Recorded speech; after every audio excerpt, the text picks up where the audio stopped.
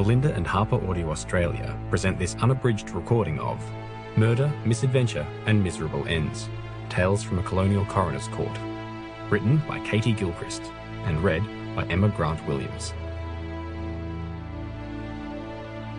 The dedication reads, "In loving memory of my parents, Gordon Norman Gilchrist and Mary Margaret nee Heseltine Gilchrist."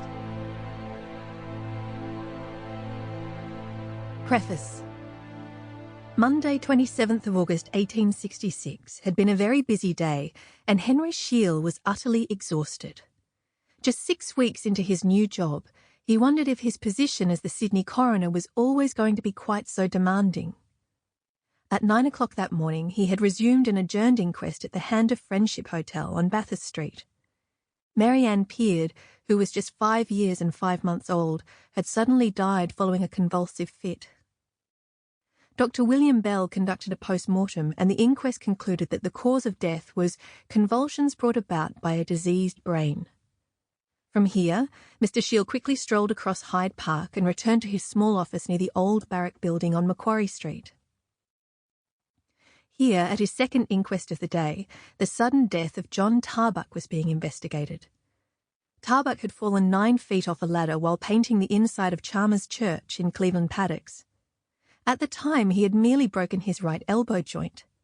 However, on being conveyed to the Sydney Infirmary, he became delirious and suddenly expired. Dr. Charles Mackay's post-mortem revealed that he had died from extensive disease of the heart, aged just 33 years. The coroner was soon afterwards making his way towards Chippendale. Here at the Royal Oak Hotel, an inquest into the death of Charlotte Kane McElroy had been convened.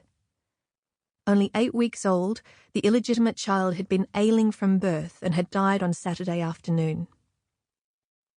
Emaciated and badly nourished, a verdict of died from natural causes was recorded. From here, Mr. Shiel hurriedly headed towards Newtown. At the Daniel Lambert Hotel, a jury of 12 heard that Cora Chadwick had died at his residence on Missenden Road the day before. Consumption had ravaged the Californian for years, and he had been addicted to chlorodyne to relieve his pain. Like Tarbuck, Chadwick was also 33 years of age. Dr. William G. Sedgwick was of the opinion that he had died from disease of the lungs. Despite this, the gentlemen of the jury returned the general, vague and frequent verdict of died from natural causes. This finding had recently replaced the more religiously inclined died from the visitation of God. Neither were of much value to the statistician or the compiler of morbidity and mortality rates, either at the time or indeed since. Mr. Shiel's final case that day was at the Newtown Inn on Newtown Road. George Francis Prattley, aged 4 years and 10 months, had been badly burned the previous morning when his clothes accidentally caught alight from the open fire in the kitchen of his parents' house in St. Peter's. He died soon afterwards. Dr. Sedgwick suggested that he had died from shock to the system in consequence of the burns he had received. The gentlemen of the jury concurred, and the cause of death was officially recorded. Investigating the sudden deaths of an infant, 2 young children and 2 adult males was all in a day's work for the city coroner. To be sure, that day in August was a particularly busy one. Some days there would be no inquest, however the coroner was always on call, day and night. His role was to inquire into deaths that were strange, sudden or suspicious, violent or unnatural. All such deaths in jails, asylums and hospitals were to be reported to the coroner, and since 1861 the origins of suspect building fires also came under his remit. Henry Shiel was the coroner for Metropolitan Sydney between July 1866 and January 1889. This book is about the inquests that were held during his long career.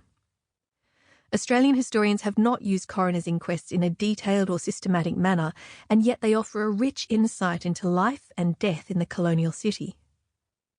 The tragic paper trails they have left behind construct detailed obituaries, with every inquest recording the name, age, sex, country of origin, occupation, place, and cause of death.